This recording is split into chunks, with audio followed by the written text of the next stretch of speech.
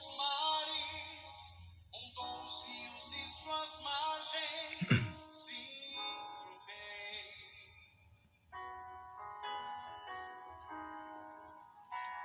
Quem terá a honra de subir a Ele? E quem conhecerá sua morada? Bom dia, pessoal. A Bíblia fala assim no livro de Malaquias, no capítulo 3, do versículo 6 até o versículo 12. Ela fala assim: porque eu,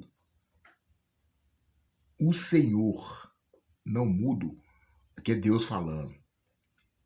Porque eu, o Senhor, não mudo, por isso vós, ó filhos de Jacó, não sois consumidos. Filhos de Jacó, aqui está falando filho de Jacó porque Jacó, ele trapaceou o seu irmão para herdar a bênção da plenitude, da primogenitura. Ele trapaceou seu irmão. Ele trapaceou Esaú para roubar de Esaú a bênção da primogenitura. Então ele enganou o seu irmão. Ele enganou o seu pai para roubar o seu irmão a bênção da primogenitura, para receber a bênção no lugar dele. Então, quer dizer, era uma pessoa que não era honesta. Ele roubava. Então, filho de Jacó se refere a uma pessoa que não é correta com as coisas dela. Então ele está falando aqui, filho de Jacó, desde o dia de vossos pais vos desviaste dos meus estatutos e não os guardastes. Tornai-vos para mim e eu me tornarei para vós outros, diz o Senhor dos Exércitos. Então, quer dizer, o estatuto é uma lei, é uma ordem. É algo que tem que ser obedecido, é uma lei, não é um estatuto, é uma lei que Deus criou. O dízimo é uma lei criada por Deus. Foi uma lei que o próprio Deus criou para que o homem viesse a aprender a ter temor de Deus. O principal objetivo do dízimo é esse, que a pessoa vinha aprender a ter temor de Deus. Então ele diz, desde o dia de vossos pais, ou seja, você não aprendeu isso lá atrás com seus pais, não aprendeu. Ou seja, seus pais não ensinou. Os nossos pais, talvez, muitas vezes, os pais não ensinaram isso para os filhos. É o que está falando. Desde o dia de vossos pais, os desviastes dos meus estatutos e não os guardastes. Tornai-vos para mim e eu me tornarei para vós outros. Olha como que isso aqui é forte. Tornai-vos para mim e eu me tornarei para vós outros. É Deus falando. Diz o Senhor dos Exércitos. Mas vós dizeis, em que havemos de tornar? Roubará o homem a Deus? É uma pergunta que Deus está fazendo. Roubará o homem a Deus? Tem condição do ser humano roubar a Deus se Deus não precisa de nada? Mas tem. Tem porque ele criou a lei do dízimo. Ele falou, todavia vós me roubais e dizeis, em que te roubamos? Nos dízimos e nas ofertas. Então, olha bem, esse termo do dízimo aqui, como é que é forte isso aqui. Como que falta muito entendimento. Se a pessoa pega R$1 na mão dela, 10 centavos é o dízimo de R$1. Mas não é a primeira parte, é os primeiros 10 centavos que a pessoa tira. Eu tô te falando com você, eu tô te ensinando como que funciona.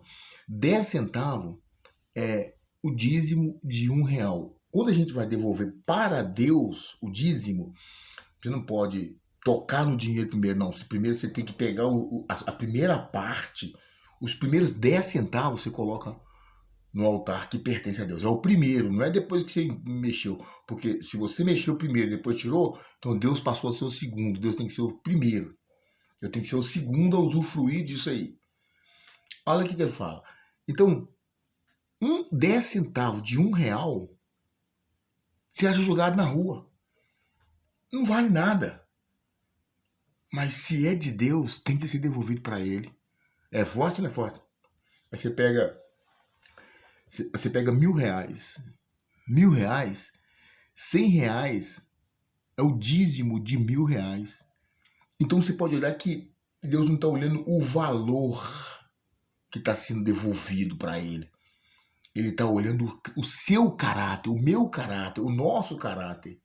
O que ele está olhando é a nossa consciência.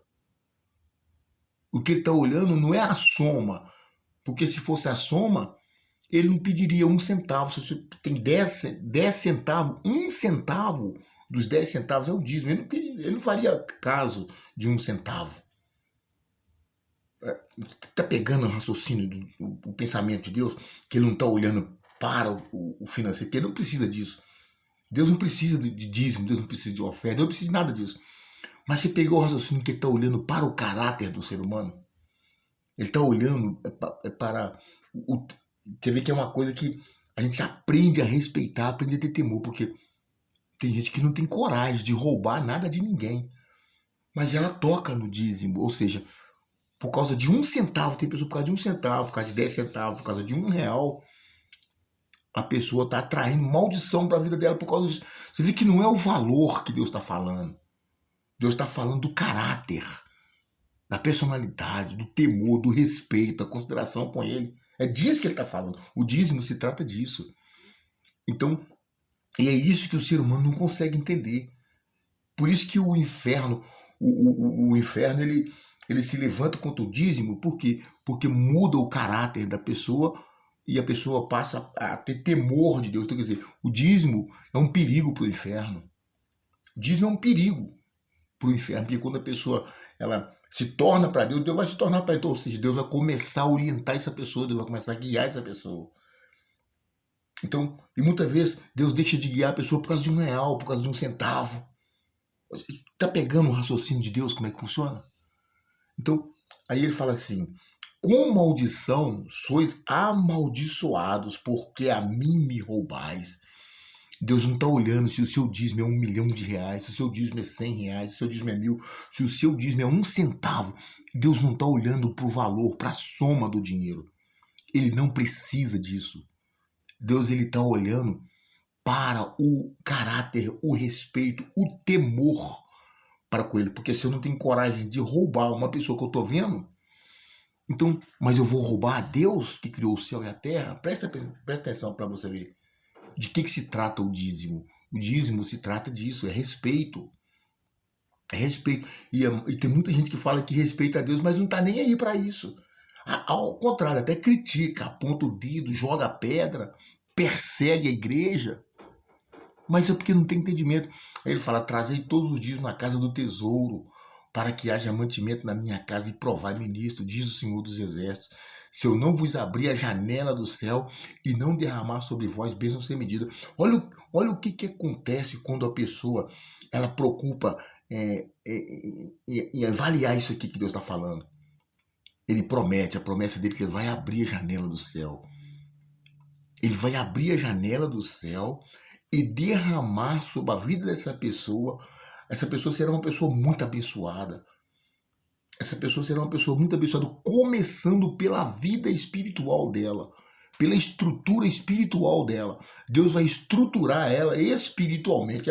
É forte ou não é forte aqui? Porque de repente a pessoa está fraca, desanimada, a pessoa está definhando. Mas quando ela passa a observar isso aqui, quando ela passa a ter esse cuidado de observar isso aqui e fazer de acordo com o que Deus orienta, então Deus começa a reestruturar ela, fisicamente e espiritualmente.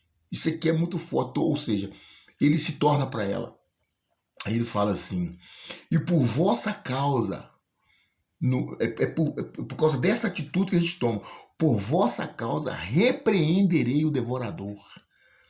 O devorador que vem consumindo tudo, vem consumir. O espírito devorador já fala tudo. Ele devora tudo que vem pela frente.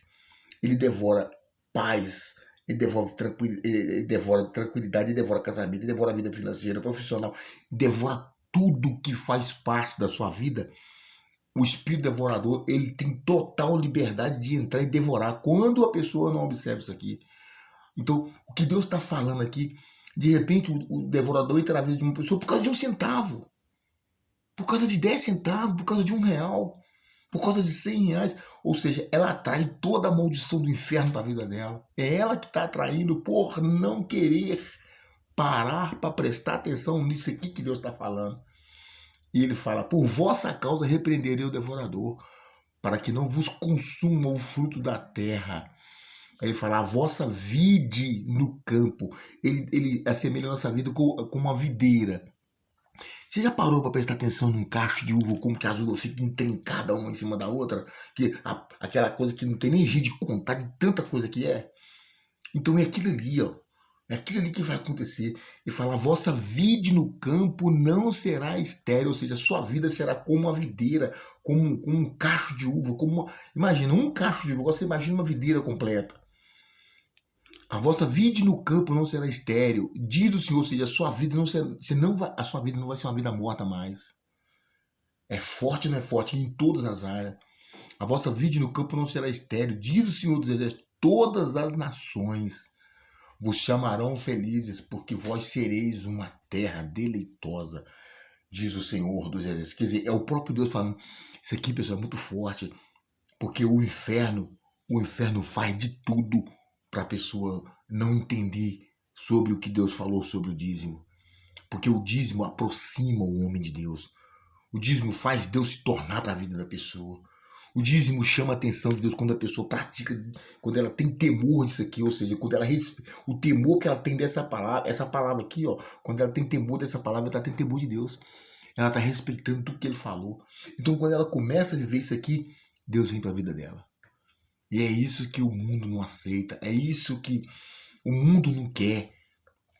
Você pode ver que todo mundo critica, mas a pessoa, ela joga muito mais, ela gasta muito mais do que o dízimo do que Deus pede, ela gasta muito mais nos altares do mundo. Presta atenção para você ver se não é. Ela gasta muito mais e dentro dela só aumenta o vazio, a depressão e a necessidade. Ela tem necessidade de tudo. Ela tem a alma dela está sempre necessitada de alguma coisa. Pode olhar para você ver se não é. Então, pessoal, medita aí na sua Bíblia. Medita aí na sua Bíblia. Malaquias, do capítulo 3, do versículo 6 até o 12. Pede ao Espírito Santo para falar com você que ele vai falar. É o roubo no tocante aos dízimos e às ofertas. Pede a Deus para falar com você que ele vai falar. Tá bom? Então tá, que o Senhor Jesus te abençoe e te guarde, que ele faça resplandecer a luz do seu rosto sobre ti e que ele tenha misericórdia de ti. Que o Senhor sobre ti levante o seu rosto de paz não só hoje, mas amanhã para todo sempre. Se qualquer uma dessas palavras que você está ouvindo aí, se essa palavra entrar dentro de você, se você decidir viver essa palavra, você não precisa de conhecer isso aqui tudo, não. Se uma dessas palavras entrar dentro de você, é o suficiente para te dar uma vida nova. É o suficiente para você começar uma vida nova. É o suficiente, pessoal. Pode ter certeza disso. Tá bom, pessoal? Fique com Deus. Que Deus te abençoe em nome do Senhor Jesus. Aquele que renuncia as mãos e o coração guardar.